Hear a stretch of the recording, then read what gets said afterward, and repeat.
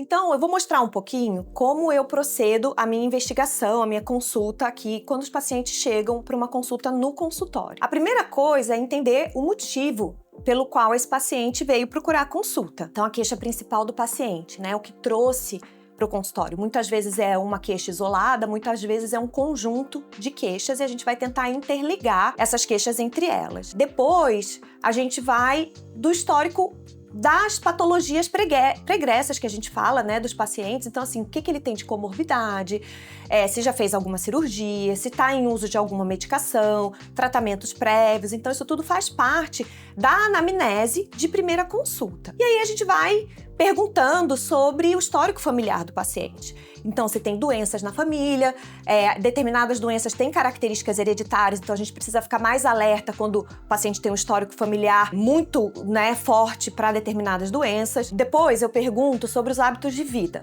né, do paciente. Então, o que isso significa? O que ele faz? Qual o trabalho dele? Se ele tem alguma exposição a fatores de risco que podem ser cancerígenos, por exemplo. Se ele trabalha com alguma coisa que é muito estressante, se trabalha à noite, e aí, por exemplo, tem alguma dificuldade para dormir por causa do trabalho. Até se o hábito dele de sono, se o padrão de sono dele, como é. Hábitos intestinais, se esse paciente tem alguma alteração de hábito intestinal. Se esse paciente faz atividade física, qual tipo de atividade física que ele faz, se ele tem alguma queixa durante essa atividade física.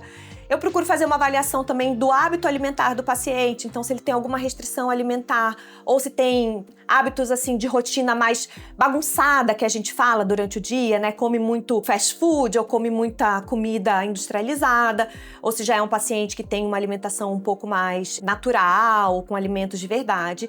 Se esse paciente fuma, se ele não fuma, já engravidou, se já teve perdas gestacionais, então tudo isso é importante. Então, depois de toda essa avaliação, né, do paciente, aí a gente vai para os exames complementares. Então, se esse paciente já trouxe algum exame, eu sempre falo que para a primeira consulta, se tiver exames recentes para trazer, para a gente ver o que já tem, né, de exames solicitados, exames sanguíneos, exames de imagem, se for pertinente, se ele tiver algum exame de imagem, a gente vai fazer uma junção dos sintomas, das queixas e dos exames complementares. E aí, quando a gente tem todas essas informações completas, aí é que a gente consegue montar uma estratégia de tratamento e um plano para esse paciente, e aí a gente vai informar qual vai ser as nossas próximas condutas, se vai ser necessário mais algum tipo de exame complementar, se a gente vai precisar entrar com algum tipo de medicação e por aí vai. Tudo isso porque a gente não deve tratar uma queixa isolada sem entender todo o contexto clínico desse paciente. E a nutrologia clínica, ela é tudo isso, não é só saber o que você come, é saber como o seu corpo funciona